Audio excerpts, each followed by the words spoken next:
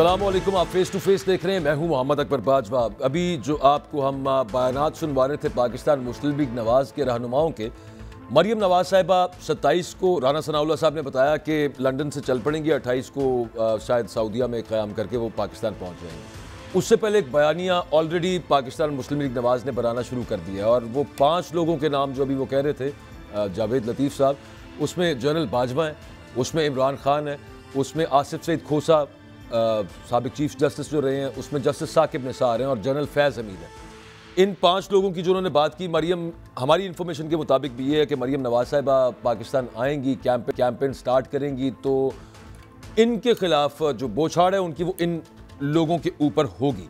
But at the very same time एक और जो इम्पॉर्टेंट पॉइंट नज़र आ रहा है हमें, वो मामला क्या बन रहा है।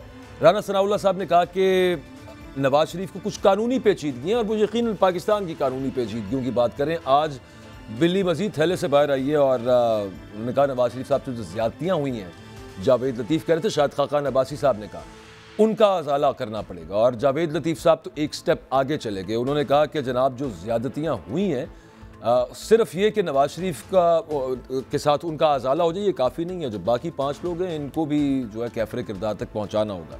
तो एक पूरी कैंपेन लॉन्च की जाएगी। उसके अलावा इमरान खान साहब ने इंटरव्यू दिया एक निजी टीवी चैनल को और उन्होंने कहा कि फिर अगेन वो भी जनरल बाजवा के बारे में उनके खिलाफ बात कर रहे हैं और यहाँ पे मरियम नवाज साहिबा के भी प्लान यही है। और उन्होंने कहा कि 2 ब्रिगेडियर्स ने पैनामा केस साबित किया नवाज शरीफ के खिलाफ।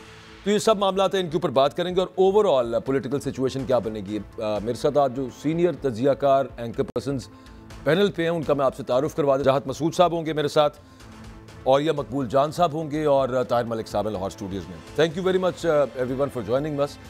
और ये सब ये क्या आपको नज़र आ रहा है आगे मामला, और किस तरह से, मतलब जनरल बाजवा ने तो रिसेंटली बड़े सारे एहसान किए हैं शरीफ फैमिली के ऊपर, और उन्हीं के खिलाफ अब कैंपेन स्टार्ट करने लगी है पाकिस्तान मुस्लिम लीग नवाज। देखें, 2 चीजें एक साथ नहीं हो सकती। आप हुकूमत के अंदर भी हों और उसके साथ साथ आप एस्टेब्लिशमेंट की मुकम्मल सपोर्ट भी ले रहे हो हुकूमत के अंदर, तो आपका बयानिया मकबूल हो जाए, ये नहीं होता। इमरान खान का अगर एंटी एस्टेब्लिशमेंट बयानिया मकबूल हुआ है तो वो 10 अप्रैल के बाद हुआ है।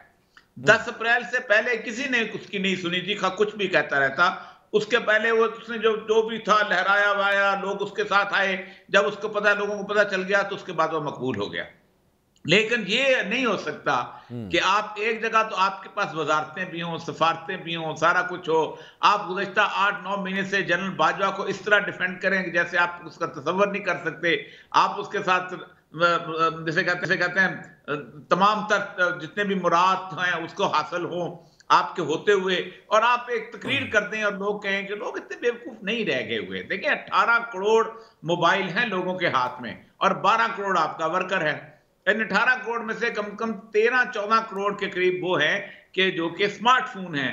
लोगों को अब मुकम्मल तौर पे पता है कि कौन किस वक्त क्या था और उसने क्या बोला और क्या कहा। तो ये बयानियां बनाने की कोशिश की जा रही है।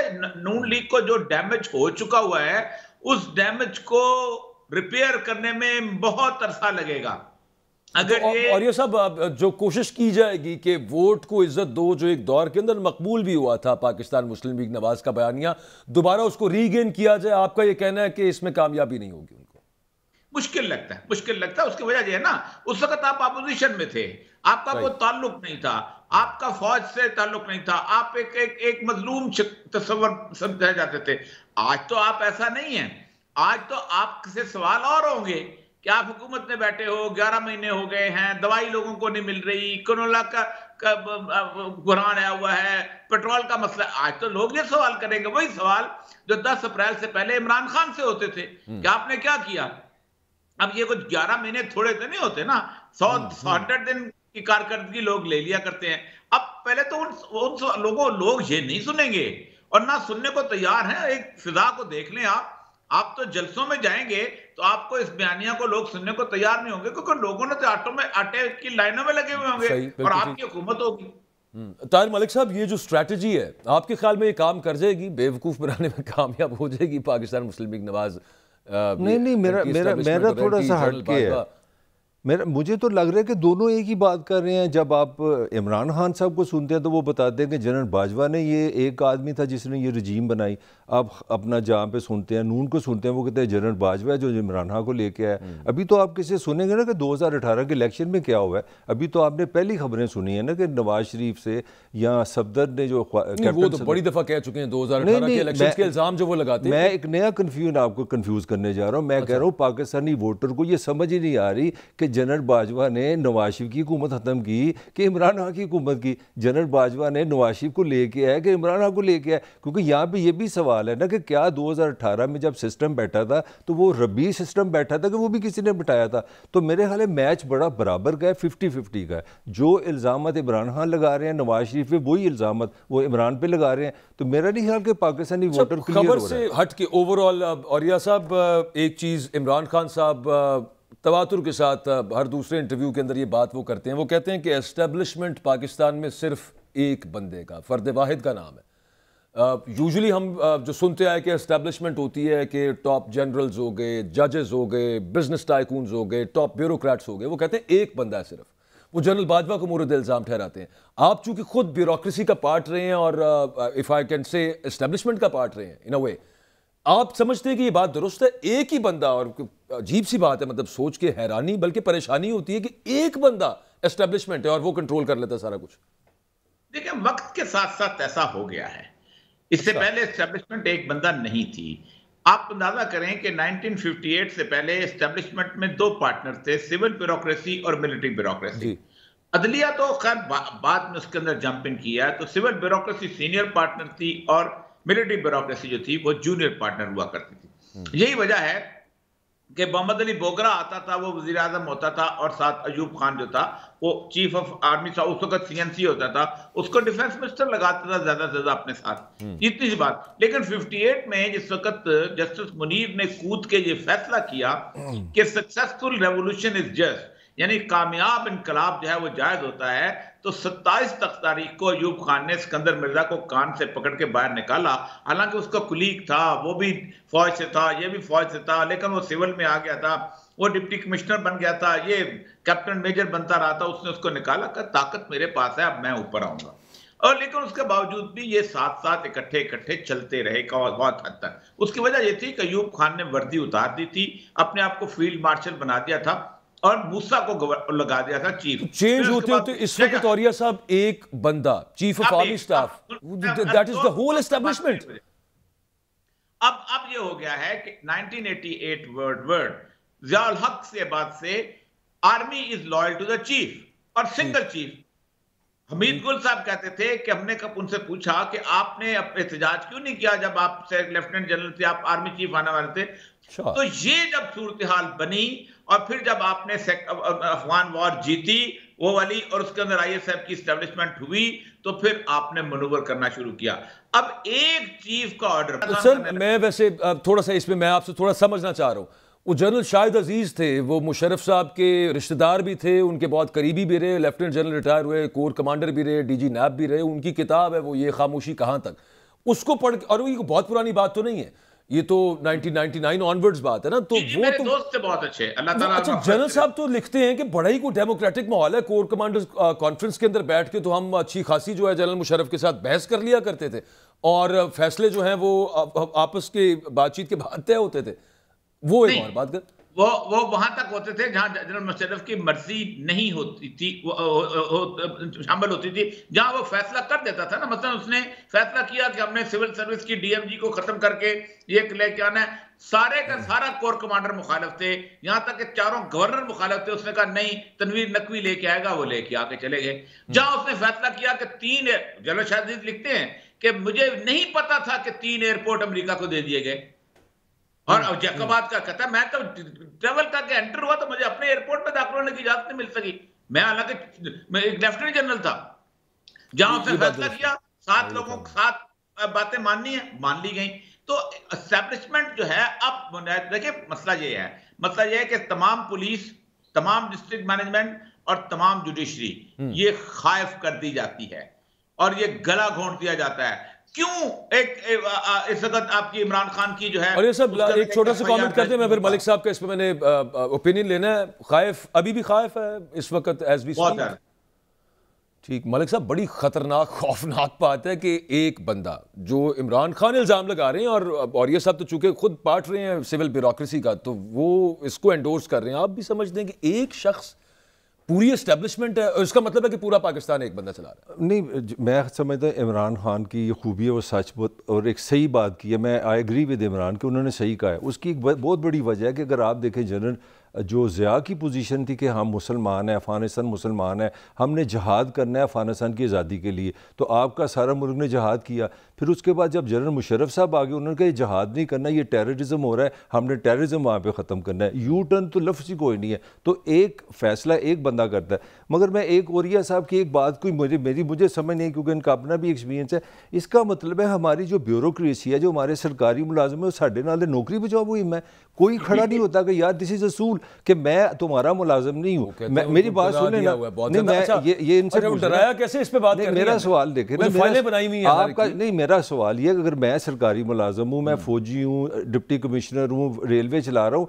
मैं किसी का पर्सनल मुलाजिम नहीं, मैं एक रूल्स को फॉलो कर दूँ। मुझे बताएं हमारे कितने अफसरान हैं जो खड़े हुए हैं कि यार ये रूल की वायलेशन है, I am not your personal servant. तो ये जो खाइफ नहीं कह रहे, ये खुद भी फ़ायदे लेते हैं, ठंडी गाड़ियाँ चलाते हैं, बड़े बड़े घरों में रहते हैं, प्लाट लेते हैं, ये कहते हैं ठीक है साड़ी भी मज़ेदार काम चलते रहे, हम खाइफ है। खाइफ उफ नहीं, ये बेनिफिट का हिस्सा लेते हैं, फ़ायदा लेते हैं। इस पे डिटेल में बात करते हैं। और एक खबर, चौथी दफ़ा जो JIT बनी हुई है इमरान खान साहब पे, जो कातिलाना हमला हुआ था वजीराबाद में, चौथी दफ़ा वो JIT चेंज हो गई है।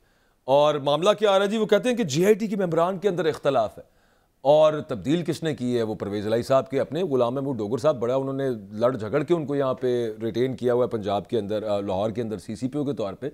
लेकिन ये सबको ही पता है कि वो कैसे चेंज हो गई है। एग्जैक्टली उसी बात के साथ कनेक्टेड है कि कितने the powers that be, how powerful they are. एक ब्रेक ले लेते हैं यहाँ पे, ब्रेक से वापस आते हैं तो इस मुद्दे पे करेंगे, इसको मंतकी अंजाम तक पहुँचाने की कोशिश करते हैं। और अभी इस वक्त क्या रोल चल रहा है एस्टैब्लिशमेंट का, उस पर कुछ बात करेंगे। और जो आपसे बात कर रहा था कि इमरान खान साहब ने इंटरव्यू दिया है और उन्होंने कहा है कि 2 ब्रिगेडियर्स ने नवाज शरीफ के खिलाफ पैनामा केस साबित किया। वो JIT के अंदर ब्रिगेडियर्स थे, 2 तो नहीं थे वहाँ पे। किन की बात करें इमरान खान साहब? डिटेल में बात करते हैं इस पर।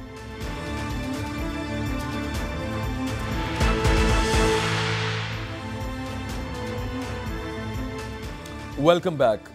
और ये साहब चौथी दफ़ा JIT तब्दील हो गई है, और ये भी पहली दफ़ा देखा है। कुछ अफसरान पहले थे खाइफ ही मैं कहूँगा, और बल्कि वो कहते थे भजन ये पता नहीं क्या मामला चल रहा है। उसके बाद अभी आगे जी JIT के अंदर इख्तलाफ हो गया, इख्तलाफ की वजह से JIT तब्दील कर दी। उनका काम तो इन्वेस्टिगेशन कर रहा है, इन्वेस्टिगेट करें और रिपोर्ट दें।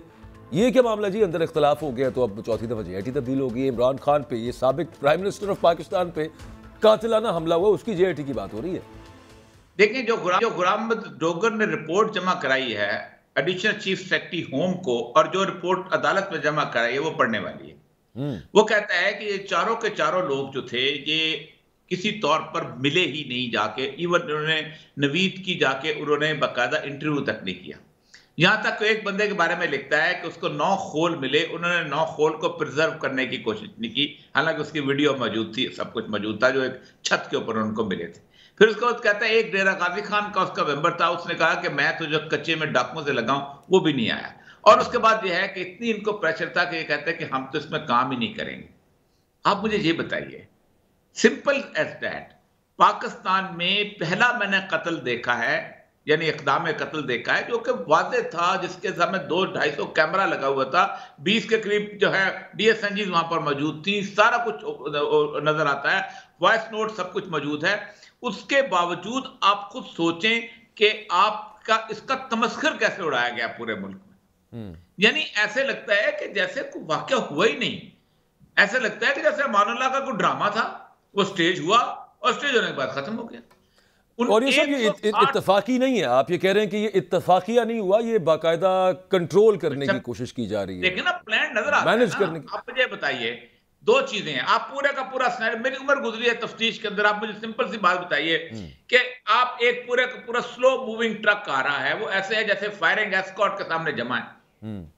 तो आपको पहले एक बहुत बड़े ब्लास्ट की आवाज आती है, फिर दूसरे ब्लास्ट की आवाज आती है, फिर सिंगल शॉट आता है जो उस बच्चे का, लड़के का, नवीद का है। अब आप खुद सोचें कि उस सारे सिनेरियो के अंदर आप मुझे बताइए कि जो उनका उस सिंगल शॉट और सिंगल कैमरे से, और वो जो 14 फुट की हाइट, और हाइट के ऊपर फिर 3 फुट उसके ऊपर, आप मुझे बताइए 14 लोगों को गोलियां लग सकती हैं, जिनमें से एक एमपीए तो जख्मी भी हुआ, ठीक, और शदीद पेट में लगी हो। असल मसला बुनियादी तौर पे यह है कि इस वाक्य के ऊपर किसी ने तहकीक होने ही नहीं दी। आप मुझे बताएं, और आगे भी नहीं होनी, और साहब आगे भी रोकी जा रही है, आगे भी नहीं होने देनी। जुल्फकार अली भुट्टो का नाम एफआईआर में दर्ज हो सकता है नवाब मोहम्मद अहमद खान के जी, लेकिन इमरान खान एक आदमी का नाम लेता है, उसका नाम नहीं हो सकता। क्यों नहीं हो सकता भाई? असल एफआईआर दर्ज नहीं हुई। मलिक साहब, आपको क्या नजर आ रहा है? ये चौथी दफा जेआईटी तब्दील होगी यार, उनको रिपोर्ट बना लेने थे, वो बना के जो सामने आता है, और वो जो औरिया साहब बात कर रहे हैं कि वो करने, अच्छा वो जो मेंबर्स हैं जेआईटी के, उन्होंने जाके जिन लोगों से तफ्तीश करनी है, पूछना है, और अपने कोई जो एहसासात, मैं तो ये नहीं कहूंगा कि उन्होंने जो शवाहिद लेने, चले कुछ अपनी एहसासात, वो जाके मिले नहीं है, मैं और चौथी दफा चेंज हो गई है। अकबर, मैंने पहले भी आपसे कहा कि ये जो रियासती मशीनरी है, ये एक रूल्स के तहत काम करते हैं, कोई किसी का ज़ाती मुलाजिम नहीं। और इन्होंने फरमाया जी खाइफ होते हैं। मुझे बताएं कि जिसने फैक्ट्स फाइंडिंग करनी है, 4 दफ़ा तो वहाँ लड़ाई हो गई है, जेआईटी को जज तो नहीं ना उन्होंने बताना हुआ क्या है। मैं सवाल ये, मेरा सवाल है कि इन्होंने मुझे बताना हुआ क्या है। जिस रियासती मशीनरी में ये सलाहियत नहीं कि वो मुझे फैक्ट्स बता दे, वहाँ फैसला क्या होगा। और फिर साबित हुआ, ये भी नाम नहीं लेंगे, मैं भी नाम नहीं लूँगा, आप भी नाम नहीं लेंगे, ये भी कह रहे हैं कि किसी कोई और है पीछे जो इसको रोक रहा है। इसका मतलब है कि इनको गाड़ियाँ अच्छी लगती हैं, इनको रेस्ट हाउस अच्छे लगते हैं, इनको डेजिग्नेशन अच्छे लगते हैं, इनको सैलरी अच्छी लगती है, इनको पेंशन अच्छी लगती है। रिज़ाइन करें, छोड़ दें। बताएं कौन प्रेशर दे रहा है? मेरा काम नहीं है, मेरे से पैसे ले रहे हैं, ये सारे मेरे मुलाजम हैं। ये जॉब बड़ी आइडियलिस्टिक आप ऐसे बात करें, चलें वजाहत मसूद साहब ने जॉब नहीं छोड़ेंगे, ये कहेंगे जी ऊपर से प्रेशर है, ऊपर से प्रेशर है, बताओ कहां से प्रेशर है। ठीक, वजाहत मसूद साहब ने हमें ज्वाइन किया है, सीनियर सहाफी हैं, दानिश्वर हैं। वजाहत साहब, आप गुफ्तगू के अंदर जरा इन हो जाए। इससे पिछला जो पॉइंट हम डिस्कस कर रहे थे वो ये कि बार बार बात हो रही है, इमरान खान कह रहे हैं कि जनाब एस्टेब्लिशमेंट पाकिस्तान में अब एक बंदे का नाम है, फर्द वाहिद है, और खौफनाक बात है कि एक शख्स, एस्टेब्लिशमेंट बहुत तसर्रुफ रखती है, बड़ा कंट्रोल रखती है, एक बंदा तमाम चीज़ें कंट्रोल कर लेता है। पहले तो हम सुनते थे कि जनाब उसमें कुछ जर्नैल भी होते हैं, कुछ सिविल ब्यूरोक्रेसी भी उसमें शामिल होती है, कुछ बिजनेस टाइकून्स भी होते हैं, लेकिन एक बंदा ही आपके ख्याल में एस्टेब्लिशमेंट का नाम? देखिए, एक तो मैं ये अर्ज करूं कि मेरी राय में तो मुझे, मैं मानना चाहता हूँ, आवाज आपकी जरा ब्रेक हो रही है, आवाज आपकी, मेरा ख्याल है सिग्नल्स का इशू है शायद। अकबर साहब, आपको मेरी आवाज? जी अब आ रही है वजाहत साहब, प्लीज। अकबर साहब, सर आवाज आ रही है, प्लीज बताइए, बोलिए। मेरा ख्याल है उनको सही तरह से आवाज़ नहीं जा रही, तो दोबारा प्रोड्यूसर साहब ज़रा उनसे रब्ता कीजिए। अच्छा प्रोड्यूसर साहब, क्या वो इमरान खान साहब ने जो इंटरव्यू दिया है वो हमारे पास शॉट अवेलेबल है अभी? वो ज़रा काइंडली प्ले कीजिए, और ये सब उस पर आपका कमेंट लेना है। अच्छा, थोड़ी देर के बाद वो करते हैं शॉट। अभी नाज़रीन, आपको शॉट से मतलब है कि इमरान खान साहब का जो बयान है वो आपको थोड़ी देर में सुनवा देते हैं, बल्कि आ गया जी, प्ले करें जी मलिक साहब। अब मैं तो ये तो लगता है कि खान साहब, ये नवाज शरीफ जो आप सब ने हमने खबर ब्रेक किया ना, खान साहब ने जो 5 नाम लिए हैं उसमें पर मेरा ख्याल है कि आधा काम तो आसान कर दिया खान साहब ने। खान साहब ने ये कह दिया कि 2 जो ब्रिगेडियर थे जेआईटी में, उन्होंने ये केस साबित किया। मुझे तो लगता है कि नवाज शरीफ इसको बड़ा यूज़ करेगा। देखिए जी, अब तो इमरान खान भी मान गया है कि ये जनरल बाजवा क्या एक किस्म का ख्याल था कि मुझे निकाला जाए, मैं लीगली नहीं निकला। और अगर आप इसको वेरी सेम टाइम आर्गुमेंट उनका ये है कि एक ओपन एंड शट केस है, बड़ा सिंपल सा, कि आपके एसेट बियॉन्ड मींस हैं, आप वो साबित करें। आप टाइमिंग देखें ना, आज ही आपके कल आपका जो साबिक वजीर आजम था हकान अब्बासी साहब फरमा रहे कि अदालतें वो अजाला करें कि कोई ज्यादती हुई है। जुवेल लतीफ भी आ गया। मलिक साहब, होना क्या है आगे? सिर्फ मैं फिर औरिया साहब की तरफ जाता हूं, होना क्या है आपके ख्याल में? ये जो एक बनाने की कोशिश की जा रही है ना कि ज्यादतियों का अजाला करें, मरियम नवाज साहबा ये कह चुकी हैं कि ये तो एक कोर्ट में ना हमने एक एप्लीकेशन दे दी, उसकी मार है नवाज शरीफ साहब की, मेरी सुन, बड़ी सिंपल बात है। नवाज के पास नथिंग टू सेल है, ना वो कोई लोगों की महंगाई कंट्रोल कर सकी उसकी हुकूमत, ना कोई खुशहाली ला सका, उन्हें आगे वाइन पाना 2018। तो वो ये डालते हैं। नवाज, मैं कुछ और पूछ रहा हूँ, मैं ये पूछ रहा हूँ सजा माफ हो जाए, उनकी नाअहली खत्म हो जाए, ये हो जाएगा? हो सकता है। डायरेक्शन तो उधर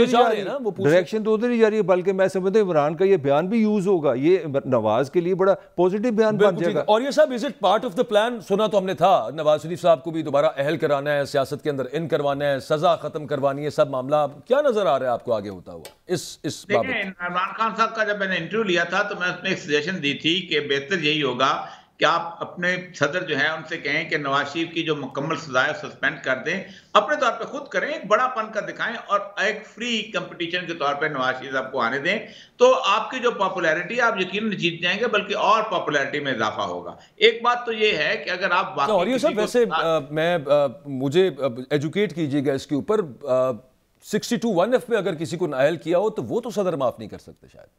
नहीं, सदा तमाम सजाएं, ऑल नहीं, वो जो सादिक और अमीन वाले शिक के तहत उनको सुप्रीम कोर्ट ने किया, वो उसको सजा को सस्पेंड कर सकता है, सजा को मौकूफ कर सकता है, सजा को फ्रीज कर सकता है, और 6-7 उसकी दफात ऑल इंक्लूसिव। खान साहब ने फिर क्या आगे से रिस्पॉन्ड किया? सर आपको क्या लगा? खान साहब विलिंग हुए आपकी इस बात को, इस मशवरे को सुन के? आपको लगा कि मुस्कुरा दिए थे वो इंटरव्यू में, वो हिस्सा है, मुस्कुरा दिए थे बहुत, जैसे मुस्कुराते हैं वो।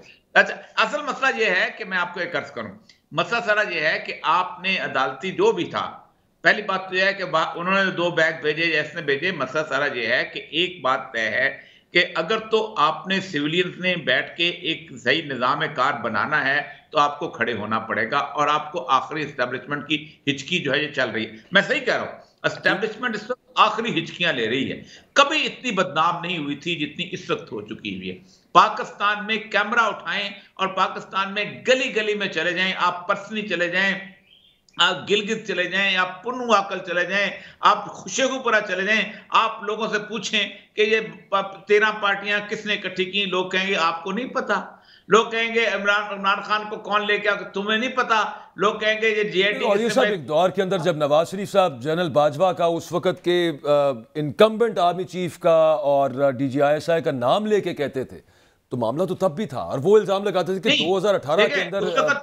देखें, मैं अर्ज करूं, मजा यह है कि उस वक्त चीजें पाइल अप हो रही थी। ज़िया-उल-हक का नाम लेते थे ना लोग, लेकिन लोग एज अ होल ओवरऑल तस्लीम नहीं करते थे।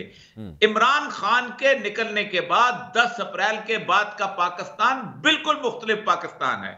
इससे पहले का पाकिस्तान था, गाली निकलती थी, ज़िया-उल-हक को पड़ती थी, मुशर्रफ को पड़ती थी, लोग कहते थे ये गंद करते हैं, लेकिन उसके बावजूद मसला सारा ये था कि लोग मिठाइयां बांटा करते थे। जब मुशर्रफ बेनजीर जाती थी, नवाज शरीफ मिठाई बांटता था, नवाज शरीफ जाता था, मुशर्रफ बेनजीर मिठाई बांटती थी। नवाज शरीफ को बेनजीर ने बकायदा कहा कि ये बहुत अच्छा किया उसने, लेकिन इमरान खान पॉइंट आपका ना बड़ा इंपॉर्टेंट ये आपने कहा कि तो मिठाई नहीं बांटी किसी ने। ठीक, आखिरी हिचकियां ले रही है एस्टेब्लिशमेंट। वजाहत मसूद साहब एक मरतबा फिर हमारे साथ लाइन पे मौजूद हैं। वजाहत साहब, आप अग्री करते हैं, और ये मकबूल जान साहब ये कह रहे हैं कि for the first time in history of Pakistan एक ऐसी मोमेंट आई है कि जहां पर एस्टेब्लिशमेंट बहुत बैकफुट पे चली गई है, बहुत वीक हो गई है, और उनकी जो पावर है वो आखिरी हिचकियां ले रही है बस वहां पे। आप अग्री करेंगे इस बात के साथ?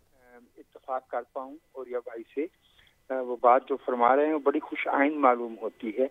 ये मैं इसलिए कह रहा हूँ कि हम ये जो लफ्ज़ धड़ल्ले से इस्तेमाल करते हैं एस्टेब्लिशमेंट का, ये हमारे दस्तूर में तो कहीं नहीं लिखा। एस्टेब्लिशमेंट की डेफिनेशन क्या है कि रियासती मनसब से फ़ायदा उठाते हुए या उसकी आड़ में नाजायज़ मुफाद के लिए फैसला साजी पे वसाइल की तकसीम पे इजारा कायम करना। ये हुकूमतें बनाना बिगाड़ना कोई खेल तो नहीं है ना, इसके पीछे कोई ठोस टेंजिबल मुआशी मुफाद होता है। मैं एग्री करता हूँ उरिया साहब से कि इस दफा मिठाइयाँ नहीं बटी, लेकिन मैं उन्हें याद दिलाना चाह रहा हूँ कि माजी में जब मिठाइयाँ बटती तो हम मिठाइयाँ बांटने वालों का हेयर कट की पहचानते थे। हमें मालूम होता था कि वो कहा कि अखबार से कब फोटोग्राफर जो है किस दुकान पे भेजा जाता, ताकि वो तस्वीर जो है वो डॉक्यूमेंट हो जाए कि लोगों ने मिठाइयाँ नहीं बांटी। घर में मर्ग हो जाए, घर में किसी की वफात हो जाए तो मिठाइयाँ नहीं बांटी जाती। आइन के टूटने पे अवाम मिठाइयाँ नहीं बांटते, आइन तोड़ने वाले मिठाइयाँ बंटवाने का ढिंढोरा पीटते थे। Yes, it's a different Pakistan today, yes I agree. और मैं ये भी एग्री करता हूँ कि कौम जो है वो आगे बढ़ी है, लेकिन बातचीत मजमूई हमारे पॉलिटिकल डिस्कोर्स का मियार नीचे आया। मैं इसे सियासी शऊर का आईनादार नहीं समझ रहा जो मौजूदा सूरत हाल है।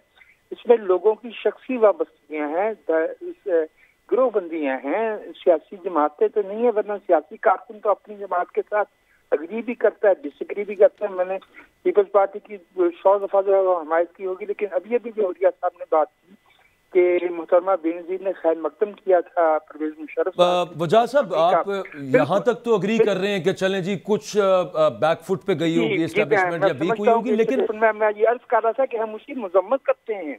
ठीक है, बिल्कुल ठीक है। इक़दाम की मैं तो मजम्मत करता हूँ, बावजूद उसके कि मैं उन्हें जमहूरी रहनुमा समझता था, लेकिन हरकत उनकी गैर जमहूरी थी। ये सूरत हाल बड़ी पेचीदा है, क्योंकि ये कोई कू नहीं था, ना ये कोई एस्टेब्लिशमेंट की तरफ से मुदाखलत थी। मेरी राय में ये आर्टिकल 95 के तहत एक पार्लिमानी कार्रवाई थी, या फिर हम आइन से आर्टिकल 95 उठा के बाहर पहनते। पार्लिमानी हुकूमत में, पार्लिमानी निज़ाम में तो टेन्योर पार्लियामेंट का होता है, प्राइम मिनिस्टर का टेन्योर तो कंटिंजेंट अपॉन द कॉन्स्टिट्यूशन। अभी आप चलें एक सिर्फ ये जरा सिंपली ये बता दें कि ग्रिप पूरे सिस्टम के ऊपर, पूरे मुल्क के ऊपर एस्टैब्लिशमेंट की, और अभी आपके ज्वाइन करने से पहले हम ये बात कर रहे थे कि इमरान खान, उस पर हमने डिबेट की कि इमरान खान कहते हैं कि एस्टैब्लिशमेंट एक फर्द वाहिद का नाम है, जो मैंने आपसे पहले सवाल भी पूछा था। वो क्या वो ग्रिप जो है वो लूज हुई है कुछ, या फिर अभी भी उसी तरह से जो चाहते हैं वो हो रहा है और होता है? तो वो ज्यादा एक्सपोज हुई है। ग्रिप के एक्सपोज होने का तो यहाँ तक जाइए ना कि जो सुपरसीड ही नहीं हुए। अगर उन्होंने रिजाइन किया है तो उसका मतलब है कशमकश और खैंचातानी इस सतह पे थी कि वो सुपरसीड भी नहीं हुए, फिर भी उन्होंने रिजाइन किया। इसका मतलब है झगड़ा चल रहा था, तो एस्टैब्लिशमेंट एक्सपोज हुई है, तो उसका तो जोर ताकत ही उसके नादीदा होने में होती है। तो अगर यहाँ तो बातें सामने आ गई, मैं आपसे एग्री करता हूँ, मुफादात की लड़ाई जो है वो ज्यादा एक्सपोज हुई है। लेट्स सी ताहिर मलिक साहब दौर से नहीं गुजर रहे। बड़ा पॉइंट बड़ा ज़बरदस्त है वजाद साहब का कि वो जितनी एक्सपोज होती है उतनी सी थोड़ी सी वो वीक भी हो जाती है, क्योंकि वो जितना पसे पर्दा रह के मामला चलते रहते हैं उतनी ज़्यादा वो ग्रिप मजबूत रहती है। इमरान खान को एस्टेब्लिशमेंट न्यूट्रल नज़र नहीं आ रही, and at the very same time what we are discussing, what we are debating here is के कितनी अभी भी गिरफ्त है उनकी सिस्टम के ऊपर, और इमरान खान कहते हैं कि वो मेरे खिलाफ मूव कर रही है वो गिरफ्त। अकबर, आप अभी भी पावर स्ट्रक्चर में फंसे हैं, आप सियासत में फंसे हैं। जो मॉडर्न दुनिया है ना, उसको एक बात समझ आ गई कि सियासी पावर के पीछे इकनॉमिक्स होती है, किसी भी रियासत की, किसी भी सोसाइटी की मैशियत होती है। मैं ये नहीं कह रहा कि इस्टेब्लिशमेंट पावरफुल है, कि वो कमज़ोर हो रही है, वो जा रही है, वो आ रही है। भाई सब तो बड़ा मसला है, रोटी के लाले पड़ गए हैं।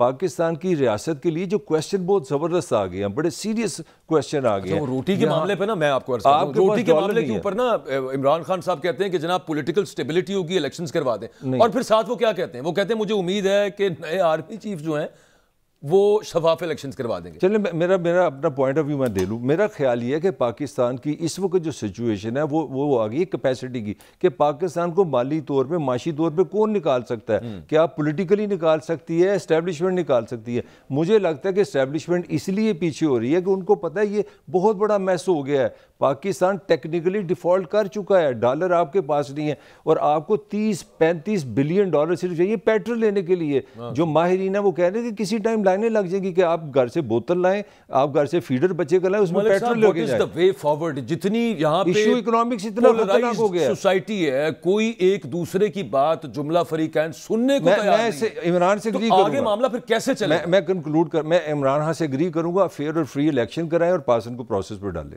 ठीक है, लेकिन ये सवाल ब्रेक के बाद आते हैं, तो इस पे बात करें। आगे यूं तो नहीं हो सकता कि इमरान खान साहब कहेंगे मैंने बात ही नहीं करनी जो मेरी ऑपोजिशन है उसके साथ, और दूसरी तरफ ऑपोजिशन जो है वो जब ये देखे कि जनाब असेंबली में आ रहे हैं या बातचीत करने उनकी पार्टी आ रही है, तो वहाँ पे पहले 35 इस्तीफे, फिर उसके बाद 35, हो सकता है 25-30 अगले दिनों में, और वहाँ पे वो मंजूर करके और कट टू साइज कर दें जो करंट ऑपोजिशन है, जो पीटीआई का फैक्शन है, उससे भी नीचे ले आएं, कि यानी कि ये अपना ऑपोजिशन लीडर भी ना ला सकें। तो ये मामला जो बन सकते हैं, आगे इसका हल क्या हो सकता है, होना चाहिए, ब्रेक के बाद बात करें।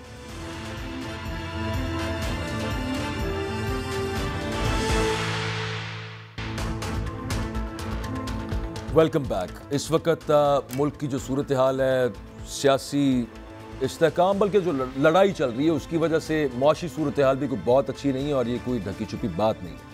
आगे वे फॉरवर्ड क्या है, मिल के कौन बैठेगा, कैसे बैठेगा। हाँ, इलेक्शंस की बात करते हैं इमरान खान साहब, और साथ वो डिमांड कर रहे हैं आर्मी चीफ से कि वो साफ शफाफ इलेक्शंस करा दें। और ये सब आर्मी चीफ से ये डिमांड ठीक है, वैसे तो शायद इन रियलिटी ये सारा कुछ हो, लेकिन मतलब खुल के ये कह देना कि मुझे उम्मीद है कि आर्मी चीफ शफाफ इलेक्शंस करवा देंगे।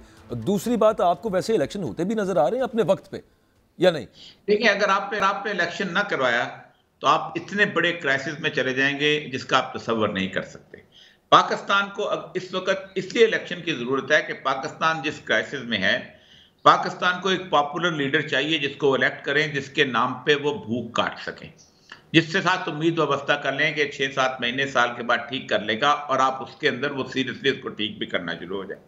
वरना इससे नहीं। मैं आपको एक मिसाल देता हूं। नहीं सर, आप मतलब ये कि पॉपुलर लीडर ना आया, नहीं, पॉपुलर लीडर ही आएगा ना, जो इलेक्शन आएगा पॉपुलर ही होगा ना भाई। हाइपोथेटिकली स्पीकिंग, अगर इलेक्शंस होते हैं और उसमें ना आया कोई पॉपुलर लीडर तो फिर पाकिस्तान के मसले वैसे ही रह जाएंगे।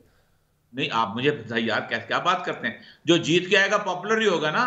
अच्छा ठीक है, नहीं वो बाकी सारे मिल मिला के भी जीत के आ सकते हैं ना पीडीएम। नहीं, फेयर इलेक्शन की बात कर रहा हूं। ठीक है, फेयर इलेक्शन की बात कर रहा हूं, जिस तरह कराची में हुए हैं। एक फेयर इलेक्शन की जरूरत है जिसमें सिर्फ एक अवाम का सही हकीकी नुमाइंदा जीत के आए, भले वो बिलावल क्यों ना हो। फेयर इलेक्शन, लोगों को इत्मीनान हो कि फेयर इलेक्शन फेयर हुए हैं। सर टाइम पे इलेक्शंस होते नजर आ रहे हैं? सबसे पहले तो ये बताएं, फेयर पे तो हम आते हैं, आपको टाइम पे इलेक्शन होते नजर आ रहे हैं? मुझे बहुत गंद नजर आ रहा है इस मुल्क के अंदर। मुझे ऐसा लगता है कि पाकिस्तान के साथ कुछ खेल खेला जा रहा है। अब देखें ना, मुझे सिंपल सी बात बताएं कि आप सिर्फ इस बुनियाद के ऊपर कि डॉलर की कीमत ज्यादा ना हो जाए और आपकी सालदार की इज्जत बहाल रहे, आप पाकिस्तान के अंदर सत्यानाश कर दिया है। आपने 2 रेट बना दिए हैं। आप इस वक्त लोगों को दवाइयां नहीं मिल रही। मेरी एक जानने वाली, उनको केमोथेरेपी थी, तीसरी उसकी दवा नहीं मिल रही क्योंकि रॉ मटेरियल नहीं आ रहा। आपकी कनोला इंपोर्ट नहीं हो रही, आपकी एलएनजी। आप करना क्या चाहते हो इस मुल्क के साथ? मुझे नहीं लगता कि इलेक्शन के अंदर को सीरियस नजर आता है और वो समझते हैं कि शायद, और ये पता है क्या रवैया है, आपको ये नजर आ रहा है कि इलेक्शंस नहीं होंगे, टाइम पे ही नहीं होंगे। अर्ली इलेक्शंस तो बाद की बात है, टाइम पे भी नहीं होंगे। वजाहत मसूद साहब, आपका ओपिनियन इस बारे में क्या है? ठीक है, इलेक्शंस के साथ एक स्टेबिलिटी पॉलिटिकल आ सकती है, but at the very same time यहाँ पे बैठने को कोई तैयार नहीं है। और ये जिस नहज पे सूरत हाल जा रही है, वो मामला यूं बनेगा कि फिर एक मसला आ जाएगा, वो कहेंगे जी हमें इलेक्शन कमीशन पे एतमाद नहीं है, निगरान सेटअप राजा रियाज के साथ मिलकर लगा दें शहबाज शरीफ साहब, आगे फिर लड़ाइयाँ। जी देखिए, इसमें 2 निकात हैं, मैं उन पर आपकी तवज्जो चाहूंगा अकबर साहब। एक बात तो ये है कि आर्मी चीफ से तवक्को करना या ना करना, क्या इमरान खान साहब जो 3.5 वर्ष वज़ीर आज़म रहे हैं, उन्होंने पाकिस्तान का दस्तूर नहीं पढ़ा? He's been realistic, sir. He's been realistic. एक बात देखिए ना, जो मर्जी, जो वो ग्राउंड रियलिटी है जिसकी तरफ इशारा भी भाई कर रहे थे कि जी जमीनी तौर पर तो यही होता रहा है कि ये लोग जो जिनका काम नहीं था वो ये करते रहे। इस हाल को भी तो इसीलिए पहुंचे ना। उनसे पहले जो है वो भाई ताहिर जब बात कर रहे थे तो देखिए वो रोटी की बात कर रहे थे। ये रोटी के मसाइल क्यों पैदा हुए हैं? रोटी के मसाइल जो इसीलिए पैदा हुआ, सब्सटेंटिव इशू है ना, रोजगार, लोगों की सेहत, लोगों की ग़िज़ा, लोगों का लिबास, ये सब्सटेंटिव क्वेश्चन है ना पॉलिटिक्स के। ये उसी सूरत में ठीक हो सकते हैं जब हम प्रोसीजरल मामलात को जो है वो अकॉर्डिंग टू दी कॉन्स्टिट्यूशन रखें। तो आइन से इनहराफ यहाँ तक लेके आया है, और अगर हम समझते हैं कि आइन से इनहराफ से हम आगे बढ़ सकते हैं तो मुझे eight the very same time वजाहत साहब, पता नहीं लगता तो ऐसे ही है, एस्टेब्लिशमेंट कोई बीच में दोबारा पढ़ना है, इनको कहीं बिठाना पड़ना है, वरना तो वही मामला कि वो लड़ते लड़ते एक की चोंच एक की दुम गुम हो जाएगी। अकबर, मैं आपसे एक याद दिला दूं आपको, जब ये वाली असेंबली बनी थी उस वक्त भी अपोजिशन पार्टियां, उस वक्त की अपोजिशन पार्टियां थी जो अगस्त 2018 में उन्होंने बार बार कहा इमरान खान साहब से कि हमें आपस में सियासी डायलॉग करना चाहिए। इमरान खान साहब सियासी कुफ्तों के साथ एंगेज करने को तैयार नहीं है, गैर सियासी, इसलिए कि इनका कोई आइन में कोई सियासी। लेकिन साहब मैं अर्ज ये करूं, गुस्ताखी माफ, उनको मेडन स्पीच नहीं थी करने दी उनकी अपोजिशन ने उस वक्त, मेडन स्पीच नहीं थी करने दी पार्लियामेंट के अंदर, और वहां पे वो आपको याद है, फिर उसके बाद फिर वही तो बात हो रही है ताहिर मलिक साहब, ये जो बिटरनेस है, ये जो तलखियां हैं, और वो बढ़ती जा रही हैं आगे, वो चलता जा रहा है। सिर्फ एक आधा कुछ सेन माइंड ख्वाजा साद रफीक साहब ने सिर्फ कहा है कि यार ये तो कुछ करना पड़ेगा, बैठ के कुछ बात करते हैं, तो भाई मैं थोड़ी सी खबर आपको देना चाह रहा हूँ। जी दावत है कि भाई आए, सियासी कुफ्तों के साथ बैठे, वो उम्मीदें बांध के बैठे हैं आर्मी चीफ से। सर वो पार्लियामेंट जा रहे हैं बजाज साहब, उधर से वो पहले 35 इस्तीफे कबूल किए, उसके बाद अगले 35, अब ये दोबारा जाएंगे तो 25 और आ जाने, अभी आप देख लीजिएगा कल परसों में। जी वो बिल्कुल आ जाएंगे, लेकिन उसकी वजह आपने तवज्जो नहीं फरमाई कि 8 महीने से इस्तीफे पड़े, अगर उनका नियत होती तो वो भाई असेंबली में उनको इस्तीफे देने भी नहीं चाहिए थे, उस वक्त भी देने चाहिए थे। होगी ना, पुरानी बात होगी तो हुजूर वाला, लेकिन यहाँ पे सिर्फ मोरद इल्जाम फिर सिर्फ इमरान खान को तो ना ठहराया जा सकता। मैं तो ठहराऊंगा इसलिए कि इमरान खान साहब जो है वो ये मौजूदा जो इंतशार है और जो बेयकीनी की कैफियत है, वरना मुझे बताइए कि दुनिया का वो कौन सा पार्लिमानी निज़ाम है जिसमें नो कॉन्फिडेंस मोशन नहीं होती, जिसमें हुकूमतें टूटती नहीं है, बनती नहीं है, पार्लियामेंट अपने नया ईवान का कायद जो है वजाद साहब नो कॉन्फिडेंस मोशन के बाद इंग्लैंड में भी आया, उसके बाद इलेक्शंस हो जाया करते हैं, दाखिल नहीं हुए। ये पूरी दुनिया में इंडिया की मिसाल हमारे सामने मौजूद है 96 की, इंग्लैंड की मिसाल चंद साल पहले की हमारे साथ ब्रेक्जिट वाले मामले के बाद की मौजूद है। ये नो कॉन्फिडेंस मोशन के बाद वाली हुकूमतें सर ज्यादा चलती तो नहीं होती, स्टेबल नहीं होती वो ज्यादा, एंगेजमेंट सही होता है, उसके लिए जो है वो किसी फौजी को नहीं कहा जाता कि आप आइए और हमारी बात करवा दीजिए।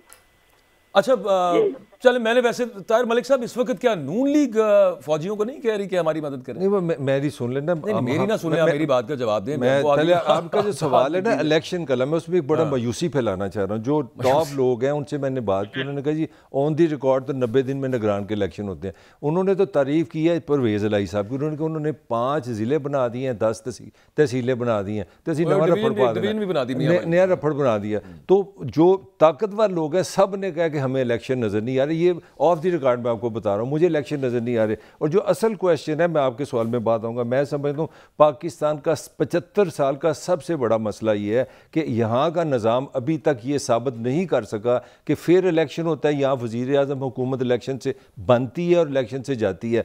जब तक आप ये क्रेडिबिलिटी नहीं ये निज़ाम लाएगा, इलेक्शन का कोई फायदा नहीं होगा।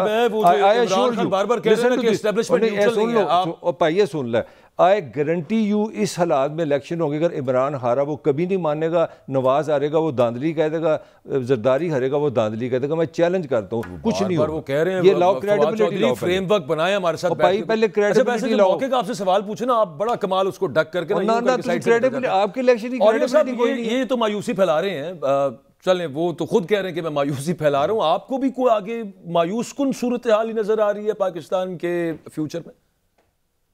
देखिए, पहली बात तो यह है कि अगर आज एस्टेब्लिशमेंट पीछे हट जाए तो मैं आपको अश्योर करता हूं कि पाकिस्तान का जो मौजूदा इलेक्शन कमिश्नर है ये बेहतरीन इलेक्शन करवा सकता है। ठीक, उसको खौफ में रखा जाता है तब वो ये काम करता है, उसको कहा जाता है इसने जीतना है, इसने नहीं जीतना। एस्टेब्लिशमेंट अपनी जो गुज़िश्ता 17 सीटें हारी है, ये आखिरी हिचकी थी उसकी। ये वो सीटें थी जिनको वो कभी उठा के देते थे ना नून लीग को, तो नून लीग जीत जाती थी, और अगर वो देते थे ना उसको पीपल पार्टी को, तो पीपल पार्टी की हुकूमत बनती थी। ये कभी नवानी, ये नंगियाल, ये कहाँ होते थे, ये घूमते फिरते लोग थे, लेकिन बदतरीन तरीके से हारी है। फिर उसके बाद 7 इलेक्शन जो इमरान खान के है ना, बदतरीन, इमरान अब इलेक्शन के बस में नहीं रह गया। इलेक्शन क्यों लेट हो रहे हैं? इलेक्शन के अंदर धांधली करना बस में नहीं रह गया एस्टेब्लिशमेंट के। मैंने इलेक्शन करवाए हैं, मुझे मालूम है, नामुमकिनात में से हो गया है, ऑन द इलेक्शन डे नामुमकिनात में से, प्री पोल के अंदर भी नहीं हो सकता। कराची में हर चीज करके देख ली, तमाम आपकी बात से औरिया साहब जो मैं इंटरप्रेट कर रहा हूं वो ये है कि एक तो एस्टेब्लिशमेंट पीछे नहीं हटी और उनका एक बड़ा एक्टिव रोल है, और वो नहीं चाहते कि इमरान खान इलेक्शन में जीत जाए, आप ये कह रहे हैं? जी, अंदाजा अभी तक तो उनकी फीलिंग जो है यही आ रही है, और वो जो लोगों को मैसेज दे रहे हैं नीचे, एस्टेब्लिशमेंट जो नीचे बातें कर रही है वो यही कर रही है। और वो लेकिन एक बात बताऊं आपको, अब ये केयर टेकर लगा लेंगे। मोहसिन नकवी को भी अगर केयर टेकर लगा लेना, मैंने 2 केयर टेकर्स के साथ काम किया हुआ है, कोई लोग नहीं सुनते होते, इनइफेक्टिव होता है, ये अपनी ही बदनामी करेंगे। अगर कोई एक कंट्रोवर्शियल उसको लेके आएंगे, अगर वो कंट्रोवर्शियल आ भी गया, मैंने नजम सेठी को देखा हुआ, इमरान खान गलत कहता है, 35 पेंचर की बात है, किसी की कोई हैसियत नहीं होती, वो नीचे लेवल पे मैनेज किया जाता है, चीजें होती हैं। अच्छा वजाद साहब, if I may rephrase what औरिया साहब वाज सेइंग, तो बात यह है कि जनरल बाजवा ने जो कहा था कि पिछले फरवरी से एस्टेब्लिशमेंट ने फैसला किया न्यूट्रल होने का, वो दावा गलत था। औरिया साहब ये बात कर रहे हैं, आप अग्री करते हैं इस बात से? जी, उरिया साहब की बात में वजन है, लेकिन मैं ये भी चाहूंगा कि जब पिछले फर्ज का जिक्र किया बाजवा साहब ने, तो भाई वो उस माजी में बाजवा साहब के अपने 6 बरस तो शामिल थे ना, उसी में 2018 का इंतखाब हुआ था। वो ये मान रहे हैं, उन्होंने ये तस्लीम कर लिया, एतराफ कर लिया कि वो मुदाखलत कर रहे थे सियासी अमल में, वो आइन से जो है वो तजावुज कर रहे थे बाजवा साहब। यस, आई अंडरस्टैंड कि भाई उरिया साहब का तजुर्बा है बहुत ज्यादा इसमें। मेरे ख्याल में शायद 1985 आनवर्ड रेफरेंडम और फिर इलेक्शन से आनवर्ड उन्होंने बराह रास्त जो है वो बहुत कुछ देख रखा है। मेरे ख्याल में हमें ये जो हमने प्रैग्मेटिज्म के नाम पे अपॉर्चुनिज्म और आइडियलिज्म के नाम पे जो अपना असूल पसंदी के नाम पे जो है वो आइडियलिज्म अपना रखा है, इससे हमें पीछे हटना चाहिए। हमारा मुल्क वाकई बहुत बुरी हालत में है और वो मुआशी तौर पे है, और ये अफराद की लड़ाई नहीं है, ना हमें अफराद के साथ वाबस्तगी और उसमें जो है। अच्छा, एक लास्ट चीज वजाद साहब, एक लास्ट चीज, इमरान खान को रोकने की कोशिश की जा रही है आपके ख्याल में, जो औरिया साहब बात कर रहे हैं? मेरा नहीं ख्याल। अगर इमरान खान साहब की जिस तरह की इस वक्त मकबूलियत है, उनकी एक्सपोर्ट बेस बहुत अच्छी, मैं उस तरह से तो नहीं कहूँगा कि वो शायद सबसे ज्यादा मकबूल है, क्योंकि वो पैमाना तो इंतखाब ही है ना। लेकिन मेरे ख्याल में इमरान खान साहब को रोकने का नतीजा ये होगा कि वो इंतखाब जो है, या अगर उनको उनके साथ नतीजा तो सर अपनी जगह पे रहा ना हुजूर वाला, लेकिन कोशिश की जा रही है कि नहीं की जा रही, ये सवाल मुझे नजर नहीं आ रही। अच्छा। सिवाय इसके कि ये जो बाप वाले हैं ये जा रहे हैं पीपल्स पार्टी की तरफ सिंध में, लेकिन बाप वालों के तो एक्रोनिम ही में ये बात शामिल है कि दे ऑलवेज नीड ए बाप।